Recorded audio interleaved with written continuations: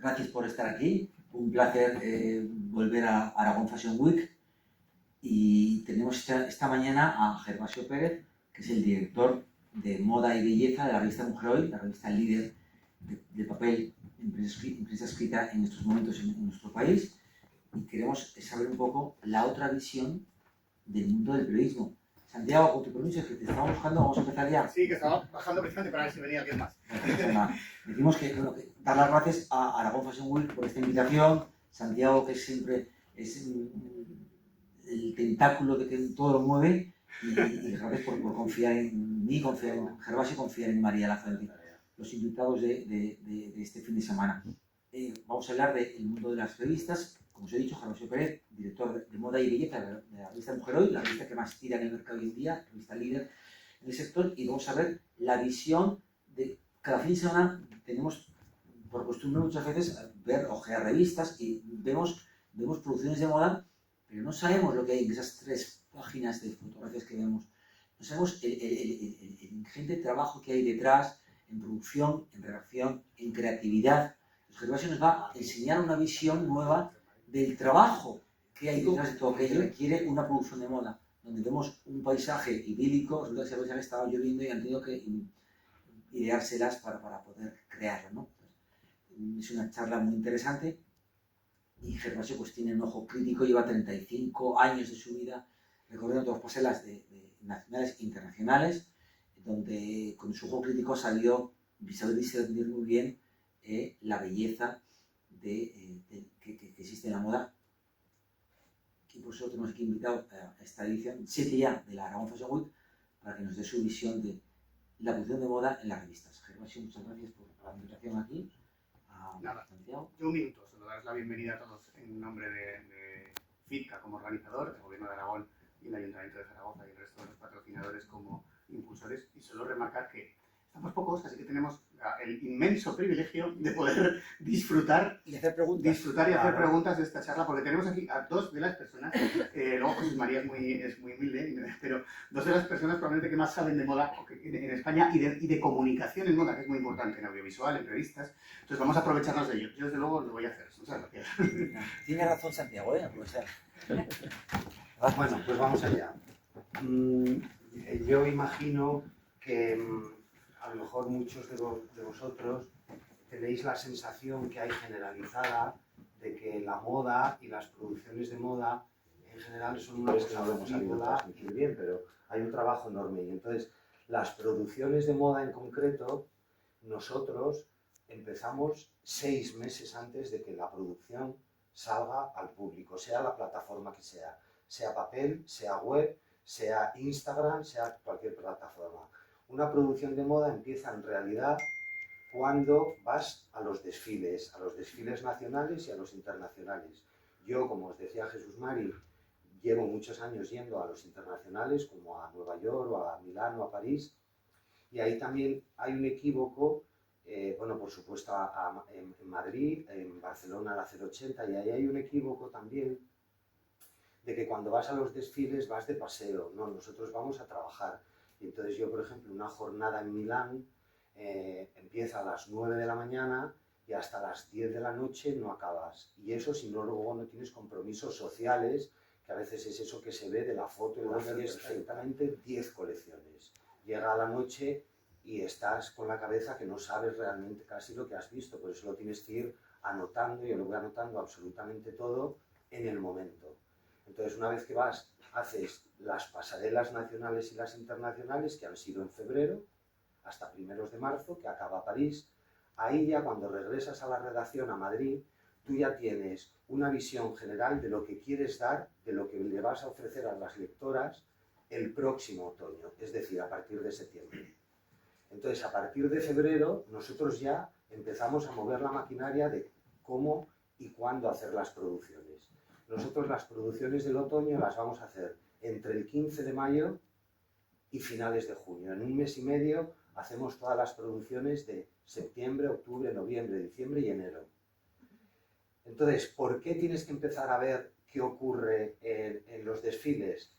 Porque tú en los desfiles vas apuntando, muchas de las marcas compran a grandes asesorías compran lo que llaman los libros de tendencias y entonces en estos libros, que son carísimos, en estos informes, hay empresas dedicadas que les dan una serie de propuestas.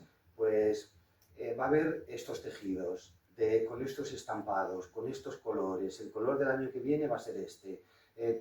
Y luego esas firmas eligen lo que creen que para sus clientes va a ser lo más adecuado. Pero por eso muchas veces, y como veréis aquí ahora, en las pasarelas, en las colecciones, coinciden. Tú dices, ¿por qué coinciden que todas las marcas, todos los desfiles tengan negro? Pues por este motivo, porque ellos ya tienen una información previa. Ahora mismo están trabajando ya con 2027. Entonces, están trabajando ya con 2027 las firmas. Porque daos cuenta de que tienen que hacer los tejidos, IVA, muchas de ellas. Entonces, un tejido no se crea de un día para otro. Una vez que tienen los tejidos, necesitan saber las cantidades, los pedidos. No es lo mismo una empresa como Zara que necesite 5.000 o 10.000 metros de tela para hacer un pantalón que una empresa pequeña que va a fabricar en realidad 50 pantalones y necesita entonces 50 metros.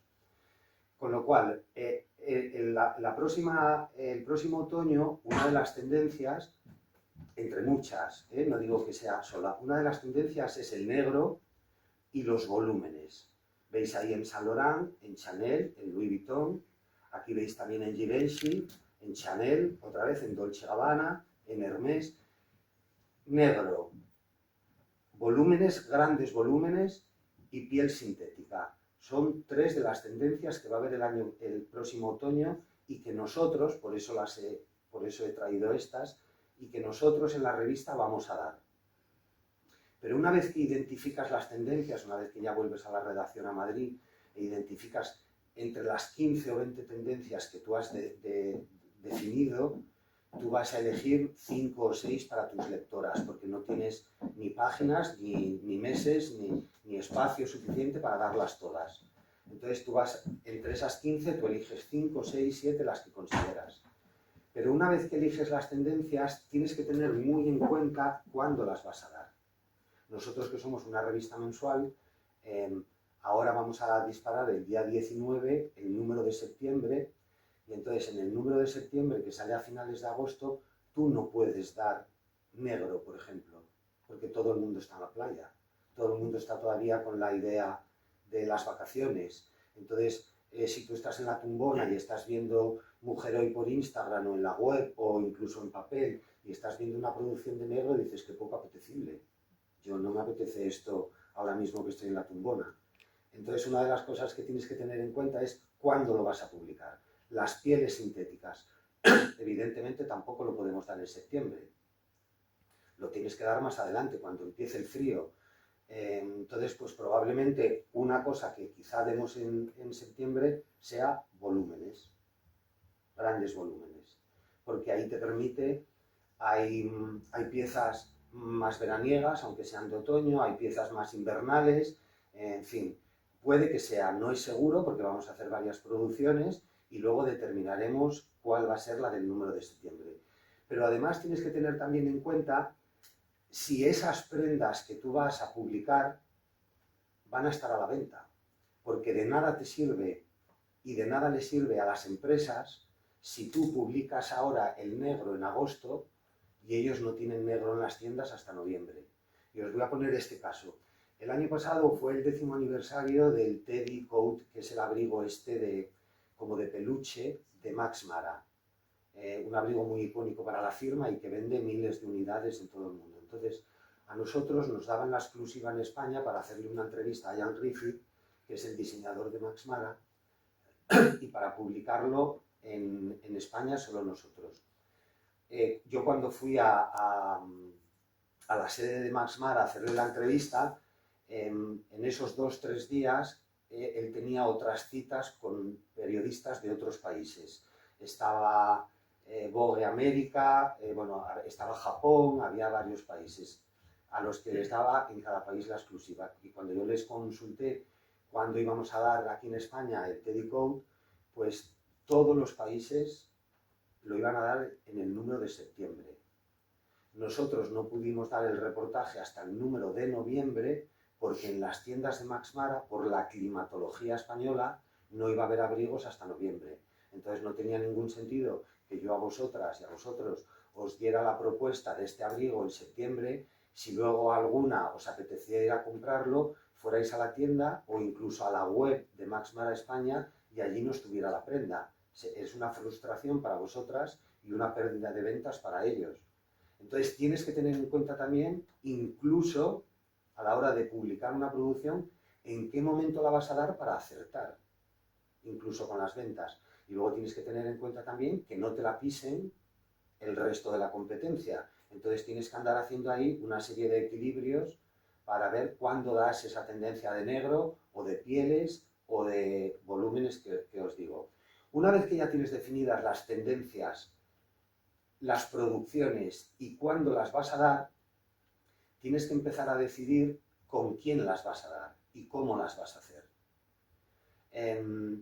Nosotros, si las vas a hacer, por ejemplo, con una talent, con una celebrity, si las vas a hacer con una modelo, si las vas a hacer en exterior o si las vas a hacer en estudio, si la tendencia, si la producción la vas a hacer con un aire vanguardista o la vas a hacer con un aire más convencional, más clásico, porque tú a las lectoras no les puedes dar todos los meses lo mismo porque sería una cosa muy monótona. Entonces no puedes dar ni siempre una celebrity, ni siempre estudio, ni siempre exterior, y luego tienes que trabajar con un grupo de profesionales ni muy grande ni muy pequeño. En nuestro caso trabajamos nosotros con 6, 8 fotógrafos, 2 estilistas, 3 estilistas máximo, y luego con un grupo reducido también de maquilladores, asistentes, etc. ¿Por qué? Porque si nosotros trabajamos con 15 o 20 fotógrafos, no conseguiríamos mantener un hilo conductor, un hilo estético en la revista. Cada uno haría una cosa como de su padre y de su madre y no conseguiríamos que tuviese una línea editorial, que es lo que llamamos nosotros, una línea de contenidos más o menos sostenida y coherente del tiempo. Si trabajamos con muy pocos, sería al contrario, sería demasiado monótono. Si trabajamos siempre con modelo, nos perdemos también, ahora que hay cantidad de plataformas, nos perdemos también llegar a determinados públicos al que no llegan las modelos, al que llegan ahora o las celebrities, sean actrices, sean cantantes, sean, en fin, otras profesiones, o sean influencers. Nosotros somos una revista de tirada nacional, que como os decía Jesús Mari, somos la que tiene mayor tirada, 350.000 ejemplares, porque salimos, el primer sábado que salimos al kiosco, salimos con todos los periódicos del grupo. El grupo Vocento, nosotros pertenecemos al grupo Vocento, y el grupo Vocento tiene 22 periódicos a nivel nacional. Y de esos 22 periódicos nosotros salimos con 18. Con los 4 más pequeñitos no salimos, porque en realidad nosotros somos clientes suyos.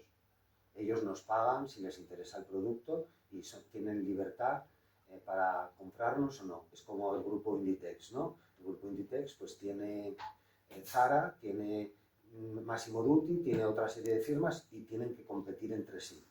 A nosotros nos pasa lo mismo. Nosotros está el Heraldo de Aragón, está La Voz de Galicia, está el Correo en Asturias, está en el País Vasco hay 2, está el Levante en Valencia, está el Sur en Málaga, y todos esos periódicos tienen que competir entre sí para hacer sus resultados.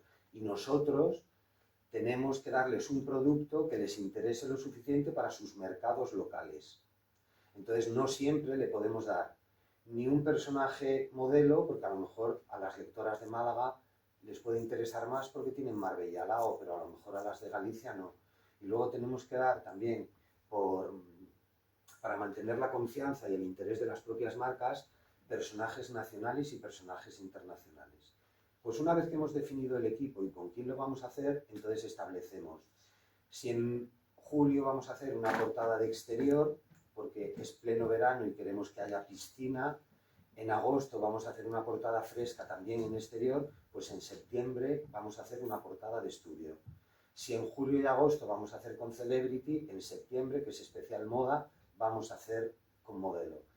Y trabajar con diferentes tipos de profesionales Esta es una chica que se llama Clara McGregor, que es hija del actor de Ewan McGregor.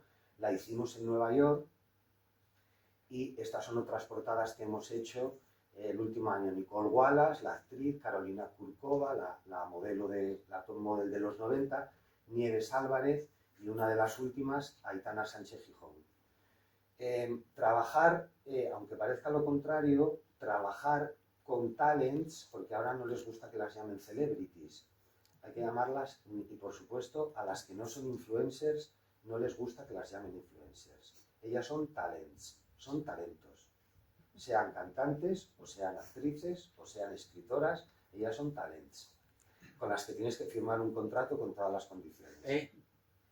Entonces, trabajar con las celebrities, incluso con internacionales como Carolina Kurkova, con Nieves Álvarez, con Aitana, a veces es mucho más fácil que trabajar con modelos. Y vais a entender ahora por qué. Creí que tenía aquí a Rebecca Hall, pero no la tengo. Bueno, Rebecca Hall, nosotros hicimos también otra portada con Rebecca Hall, que es la actriz de Hollywood protagonista de Godzilla, de la serie de Godzilla. Y fue complicado porque, bueno, pues están los agentes intermediarios de Hollywood, que os podéis imaginar que no es fácil, porque hay que acordar absolutamente todo, hasta si el agua es con gas o sin gas, cosa que me parece bien. Pero incluso no son tan difíciles como las modelos, como las top model de hoy. Hoy las top model son quizá, hay algunos nombres muy conocidos, Bella, Gigi Hadid, pero luego hay otro grupo de modelos, de entre 10, 15 modelos, que son absolutamente hipertops, que ganan que tienen unas tarifas absolutamente astronómicas y que es más difícil trabajar con ellas que con una actriz internacional tipo Rebecca Hall. Y el motivo es porque ellas están todavía más protegidas que ningún otro sector, porque ellas solo se dedican a la moda. Ni cantan, ni actúan, ni son influencers, ellas solo hacen moda. Y entonces están todavía más protegidas, hacen menos trabajos para mantener esa distancia con respecto a otro tipo de profesionales. Trabajar con una top model como por ejemplo con esta chica, que quizá algunos la conozcáis, otros no, se llama Mica Algañaraz. Esta es una argentina que es indiscutiblemente la Messi de la moda. Es una mujer que lleva más de 10-15 años en el top 10 de las modelos. Nosotros conseguimos hacer una editorial con ella, con su agente de Nueva York. Ella está en la mejor agencia de modelos del mundo y conseguimos hacer esta editorial con ella, con la que quedamos contentísimos, ella también, y por supuesto quisimos hacer una portada. Y mientras que con muchas actrices internacionales y con cantantes puedes hacer portada, con ella nos fue imposible. La campaña de Louis Vuitton de la temporada siguiente, tenía otra campaña con Fendi, bueno, tenía una serie de contratos que le impedían tener portada con ningún medio nacional.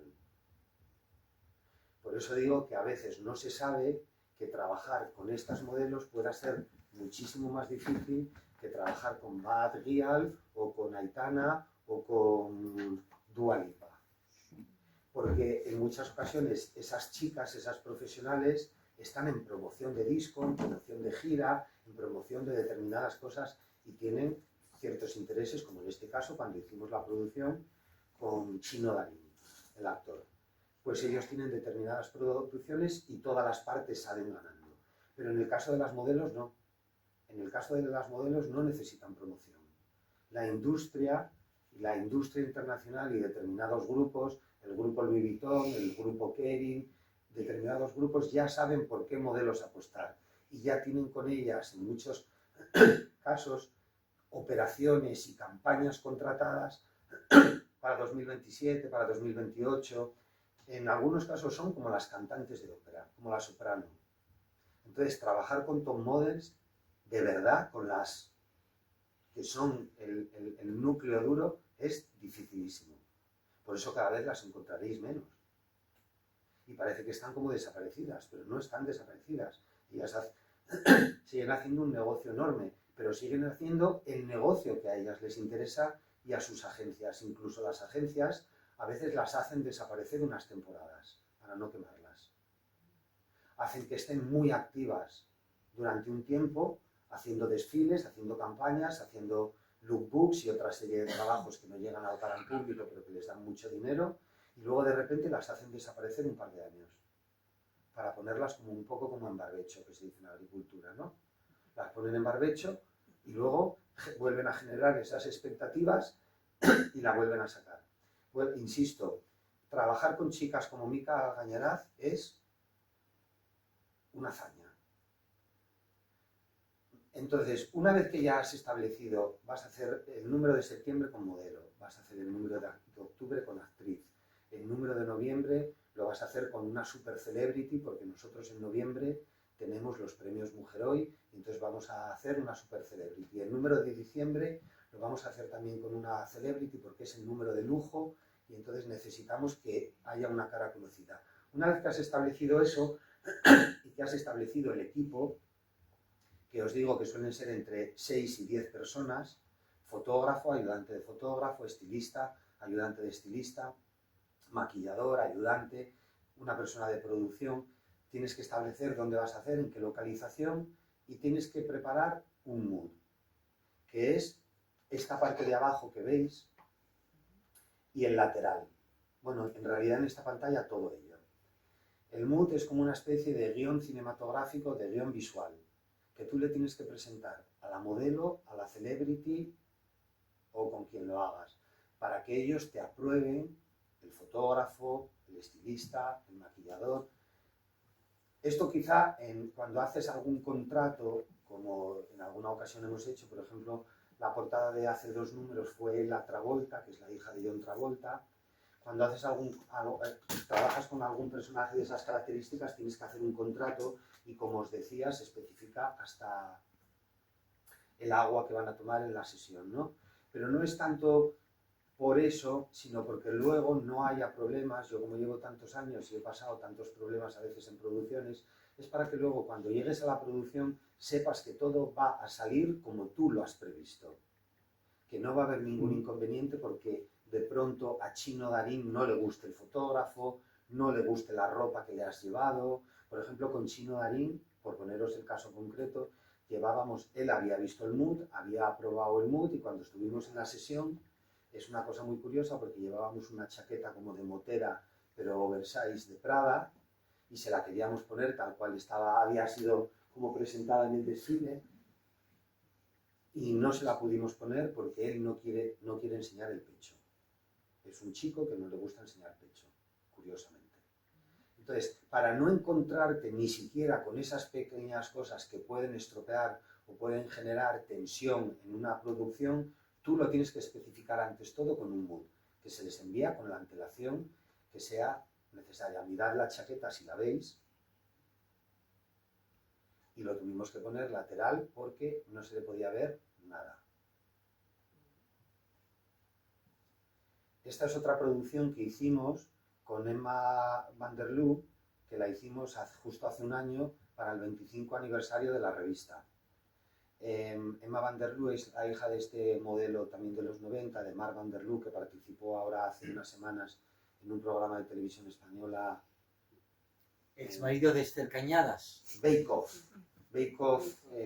Bueno, pues esta chica, que lo mismo está trabajando bastante bien en Europa, y como era nuestro 25 aniversario, en todo el número hicimos como una comparativa generacional.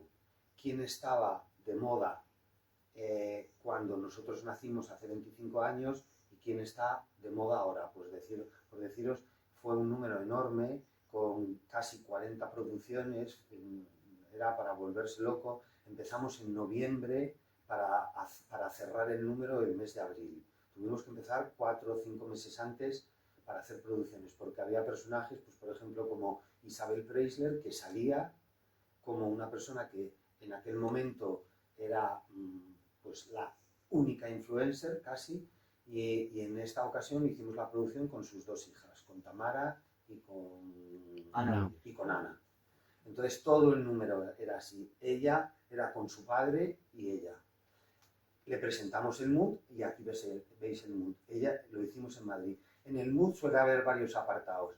En uno es como el acting, cómo va a tener que actuar la modelo, si se va a tener que tirar al suelo, saltar, bailar, meterse en una piscina. En el otro suele ser maquillaje, cómo queremos ponerla, qué estética queremos dar. Y en el otro suele ser la ropa, los looks que le vamos a pedir. Los looks ellos ya lo van a ver con antelación. Aquí veis la portada que hicimos para ese 25 aniversario con ella. Este es el mood previo. Esta es la portada y luego esta es, bueno, os lo he puesto en pequeño, y esa es la producción de dentro, que la hicimos en Madrid. Esta es la última portada que hemos hecho, que es con la Tania, la cantante esta que ha ganado el Goya, y que bueno, que dicen que va a ser la nueva Rosalía. Una chica estupenda, la verdad, y a mí me encanta la música que hace. Pues con ella lo mismo. Ella le preparamos el mood, ella tiene un acento, no es gitana, su novio sí, pero ella tiene un acento muy racial del que nosotros, por el tipo de música que hace, le propusimos que queríamos salir un poco. Precisamente porque si ella quiere abrir públicos, le pareció estupendo. Esta la teníamos pensado, como veis ahí en el mood, hacer exterior e interior. Luego tuvimos que hacerla, a veces surgen estos imprevistos, tuvimos que hacerla en estudio, porque ese día llovió, cayeron chuzos estudios en Madrid. Y simplemente fuera del estudio sacar una foto fuera en un momento que, bueno, que dejó de llover y para darle otro pequeño aire. Si os dais cuenta, en la última foto tiene un estilo un poco más racializado, con ese vestido de Dolce Gabbana y con el pendiente de cruz, pero en las otras queríamos sacarla un poco de ese tono. Pero todo en una producción lo tienes que pactar previamente con quien lo vayas a hacer, precisamente para que no haya problemas. Una vez que has elegido ropa, fotógrafo, localización, que lo tienes todo, que te han aprobado el mood, que lo tienes absolutamente todo, viene el inconveniente de la ropa. Tienes que pedir la ropa. Y con la ropa pasa como con las modelos y pasa como con todo. Hay ropa que está embargada, que no te la prestan. ¿Por qué motivos? Muchos.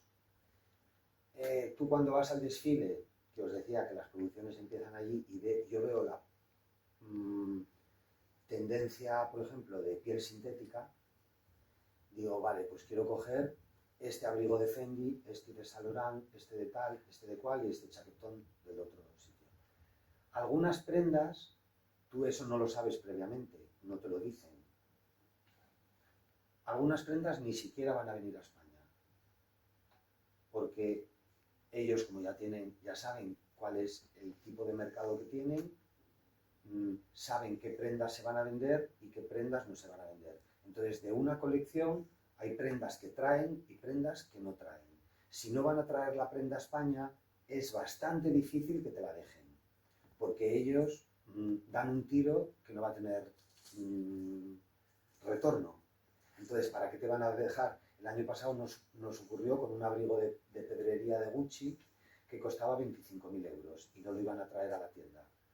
Entonces, ¿para qué te van a prestar ese abrigo si ellos no les va a servir de nada en el mercado español? Igual que os decía antes, que para qué te van a dejar un abrigo o un vestido en el mes de septiembre si ellos no lo van a tener hasta el mes de diciembre en la tienda. Ellos también son parte interesada, a ellos también les tiene que beneficiar ese préstamo, si no, no te lo dejan. Entonces, el embargo puede ser o porque no vayan a tener ese abrigo o esa prenda en el mercado español, por precio, por tipología o por sociología. Lo vais a entender también si os digo que muchas de las prendas de los desfiles no van, por ejemplo, a países árabes. Aunque tengan un nivel adquisitivo elevadísimo, ellos ya tienen previsto dentro de la colección, tanto lo que muestran en pasarela como lo que no muestran y forma parte de la colección, ya tienen previsto todo lo que va a ir a países árabes, por ejemplo, a Medio Oriente, y todo lo que va a venir a España, pero también tienen previsto lo que no va a venir. Y luego hay un tercer tipo de embargo, que es el embargo de celebrity o el embargo de cabecera. El embargo de cabecera puede ser que una revista, que una cabecera con mucho poder internacional, por deciros, por ejemplo, Vogue América, pues decida que quiere sacar este look en portada y entonces ese look no se lo pueden prestar a nadie más. Se lo tienen que prestar a ellos con un embargo, suele ser de 2 meses después. Entonces, hasta que ellos no lo sacan, por lo menos hasta 2 meses, 3 meses después, no te lo dejan. Y no siempre te lo dejan igualmente. Porque les interesa más que lo publique un solo medio a que lo publiquen muchos. En otros casos, el embargo puede venir por la celebrity, y este es el caso. Este era el desfile de Jenny, de una firma italiana, y yo no lo sabía cuando íbamos a hacer una producción. Yo pedí el vestido, ahora veréis con quién la íbamos a hacer, y entonces me dijeron que no, que el vestido no estaba disponible. Bueno, no era un vestido que me pareciera especialmente significativo dentro de la colección, y bueno, pues les insistí, tengo buena relación con ellas, les pregunté por qué ocurría, por qué ese vestido no podía ser. Entonces fue cuando me dijeron que es que ese vestido lo tenían embargado por Jennifer López porque había hecho un videoclip con Maluma. Y entonces no querían volver a sacar al público ese vestido. Ese vestido lo querían relacionar única y exclusivamente con Jennifer López. Bueno, cuando les dije quién era el personaje, entonces tardaron un poco, pero nos lo prestaron. Les dije que la producción era con Georgina Rodríguez, que íbamos a intentar que fuera portada, pero que nos lo asegurábamos, pero que desde luego el vestido que se lo íbamos a poner. Y así fue. Y entonces nos lo dejaron. Tan buena relación y tan buenos resultados tuvieron que el año pasado Georgina Rodríguez fue campaña publicitaria de Jenny, y fue campaña publicitaria de Guess, de la firma Guess también, de vaqueros, etc. Pero para que veáis que a veces tú puedes tener a lo mejor también en la mente que quieres hacer una producción de flores, y todos los looks que tú has cogido en el desfile, que como ya tienes un buen ojo y tienes criterio, ya sabes qué looks coger, y de repente te encuentras con que de 10 looks que has elegido, hay 5 o 6 que no te los van a prestar, que tienes que cambiar completamente de idea, porque tienes que cambiar el concepto, cuando ya te lo ha probado la celebrity, te lo ha probado la modelo, cuando ya has elegido si lo vas a hacer fuera o dentro, si lo vas a hacer en Madrid o si lo vas a hacer en Nueva York. Ahora, por ejemplo, nosotros el día 27 me voy a Londres a hacer una super celebrity para el número de agosto. Ya lo tenemos todo aprobado, pero yo todavía los vestidos no los tengo conseguidos. ¿Y por qué también? Porque los vestidos, las prendas en general, la mayoría de las firmas, y cuando digo la mayoría digo además las grandes firmas, las que todos podríamos pensar que tienen 20 colecciones para prestar, tienen una colección de ejemplo para prestar para todo el mundo. Tienen un sample collection.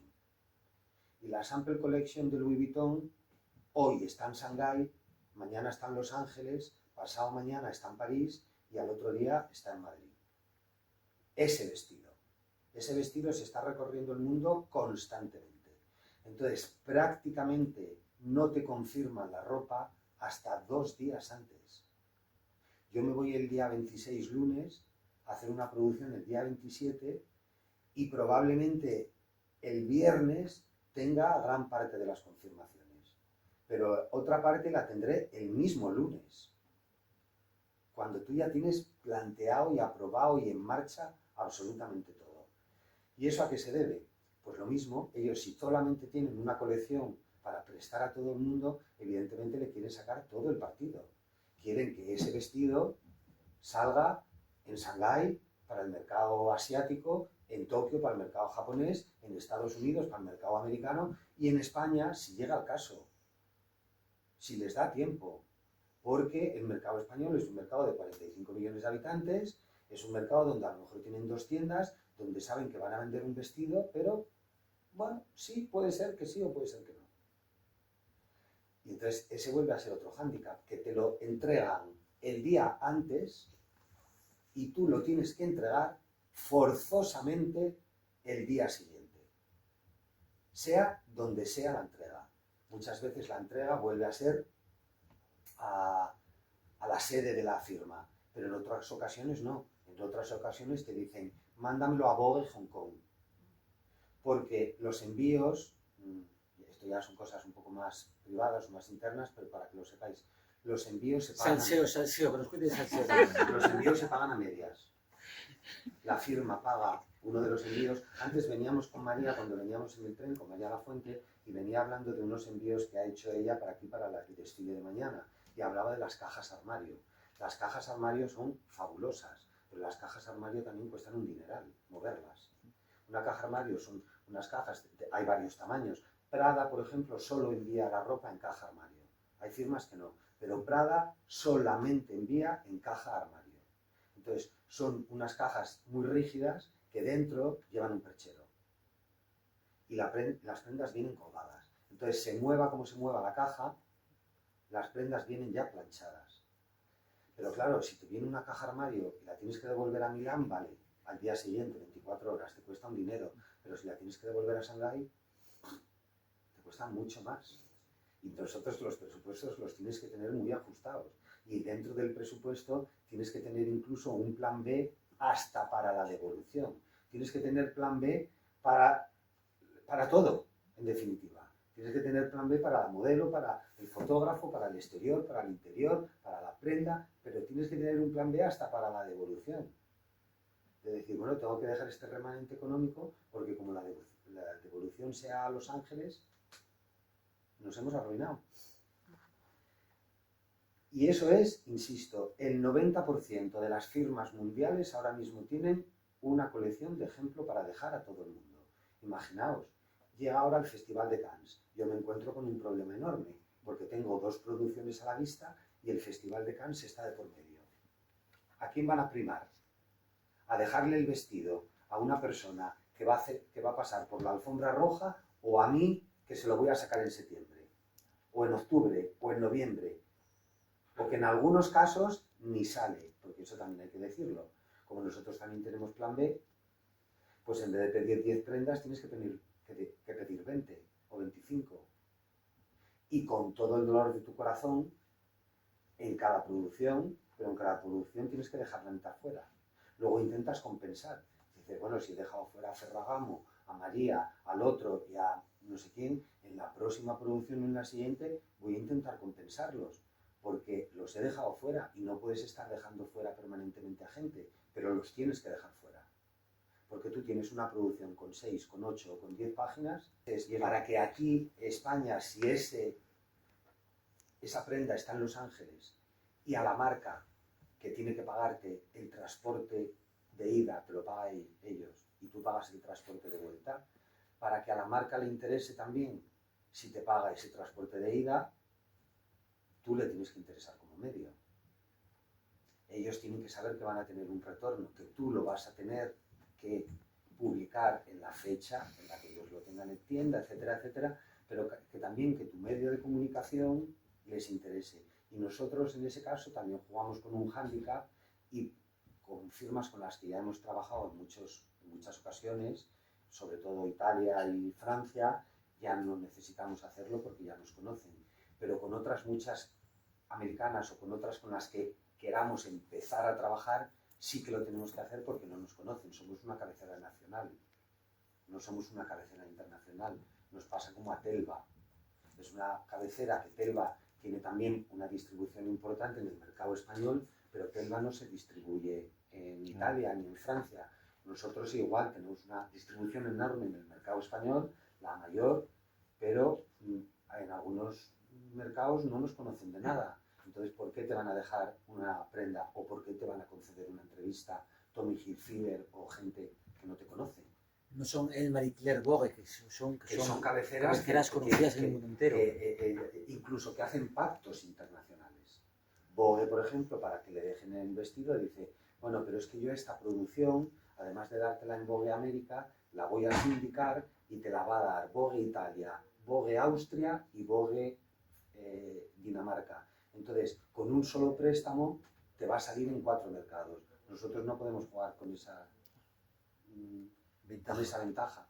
Tenemos que decirles que solo tenemos el mercado español y que nosotros en el mercado español sí que les tenemos que dar todos estos datos de cuál es nuestra distribución, cómo está la competencia, los ejemplares, estos son los ejemplares en papel, cómo estamos, la distribución en concreto en Madrid, porque hay algunas firmas que solo tienen tienda en Madrid, o tienen tienda en Madrid y tienda en Barcelona. Entonces, aunque hoy está todo globalizado, hoy es todo 360 y tú puedes comprar una cosa por internet, pero no. Ellos siguen queriendo saber si va a haber alguien que va a ir a la tienda física y lo va a poder comprar. Entonces, pues desgraciadamente para mí, que soy de Oviedo, pues a lo mejor no les importa mucho que la revista se distribuya en Oviedo o se distribuya en Zaragoza, pero quieren saber si se distribuye en Madrid porque es donde tienen la tienda.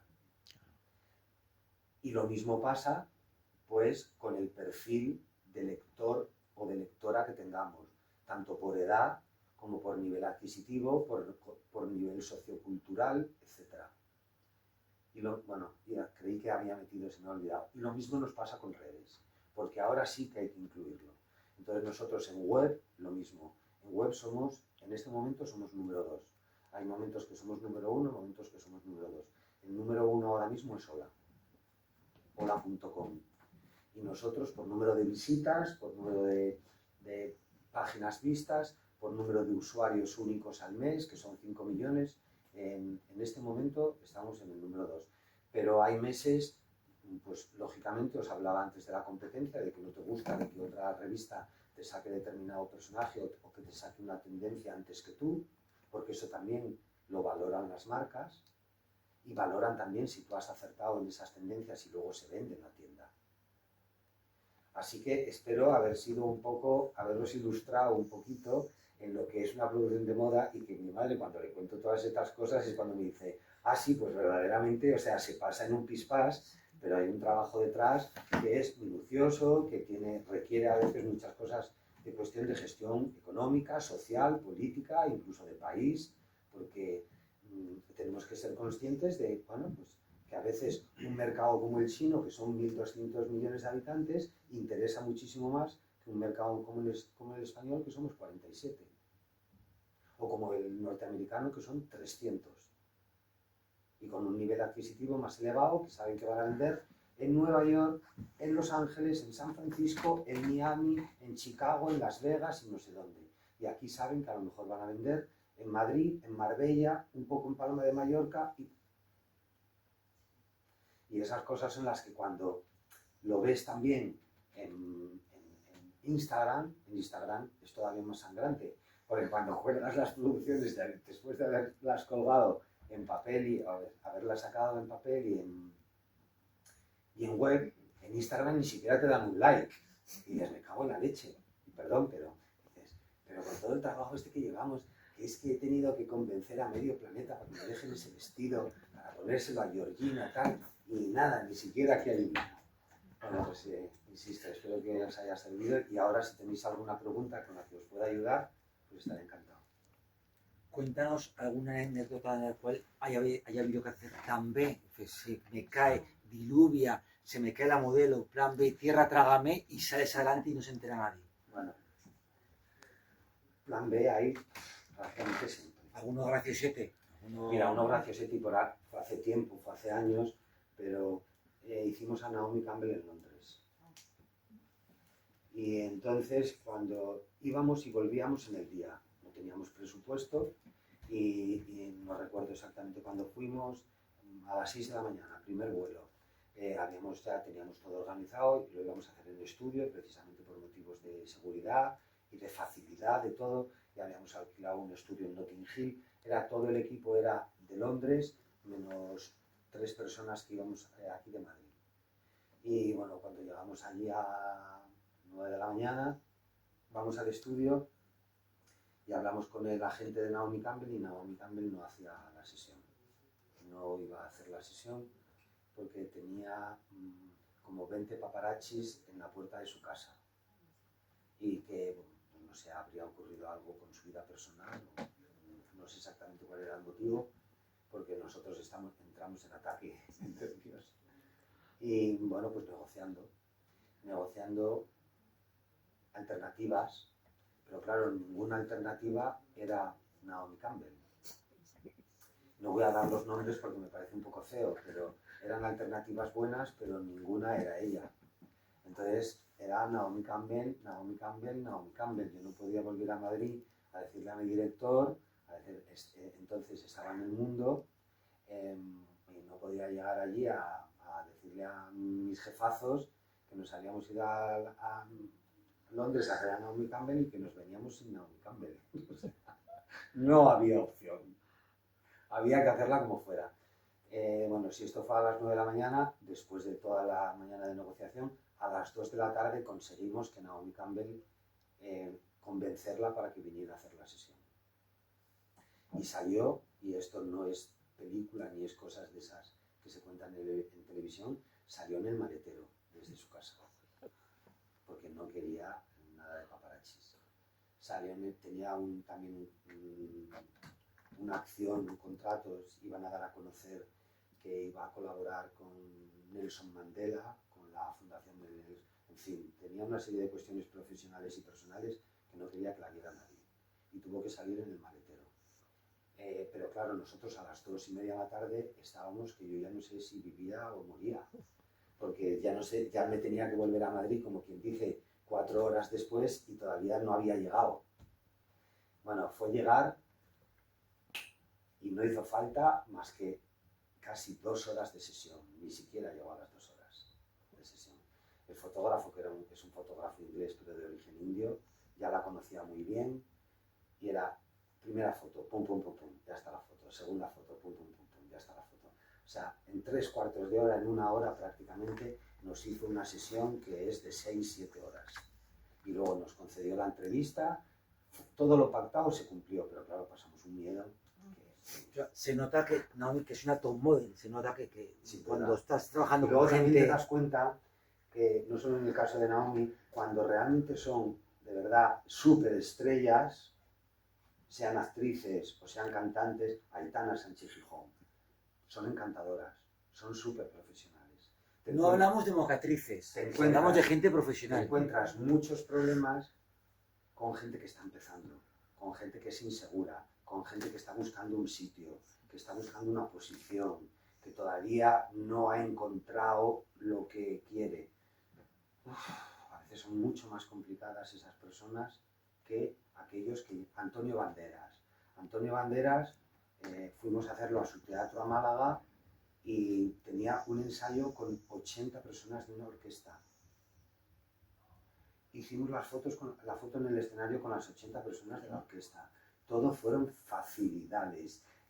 Había que repetir, no había que repetir. La foto, como era el teatro, su teatro enorme, que si no había luz, que si había que iluminar más arriba, más abajo, que si tenían luces de atrezo atrás para poder, que no se veía la última fila de músicos. Todo. Pero te encuentras a veces con un joven actor de una pequeña serie que ha tenido un super éxito y dices, Dios mío, me estoy encontrando con Frankenstein. Pues eso es así. Sí, sí, pero con los grandes, yo pocas veces, es que ni me acuerdo, pocas veces me he encontrado realmente con gente desagradable. Suelen ser más desagradables la gente con menos peso. No sé si queréis saber. Prácticamente 5. Claro, no, incluso a menos porque va a una velocidad tan grande que no sabemos cómo va a ser, ¿no? Lo quería hilar con lo siguiente. Yo no me sé nombres de grandes diseñadores, salvo los referentes, pero me estoy refiriendo a los diseñadores que están contratando las grandes firmas y que me da la sensación de que empiezan a ser un poco como los jugadores de fútbol. O sea, quiero decir, esta tendencia, ¿no? De decir, bueno, pues yo tengo una firma, pero me parece que esto lo está haciendo muy bien, bueno, pues lo fichamos nosotros y entonces ahora tú ya no eres Chanel, ahora eres Valencia. Es una manera de decir, ¿no? Puede ser que eso sea también provocado por estos cambios tan locos que estamos viviendo. Vamos a ver, desde mi punto de vista, esto es provocado porque esta es una industria enorme. Mueve Francia y en Italia, en concreto, son fundamentales en el Producto Interior Bruto. Tienen que dar resultados. Un grupo que tiene 10.000 empleados, y no es un grupo grande, tiene que mantener una plantilla de 10.000 empleados, no se puede permitir el lujo de no vender. Hay una histeria, en este último año y medio ha habido una histeria, yo la llamaría histeria porque ha habido firmas que en año y medio han cambiado 3 veces de diseñador. Tú en 6 meses no le das tiempo a ese diseñador a que desarrolle un proyecto y a que tenga ventas, pero es tal la impaciencia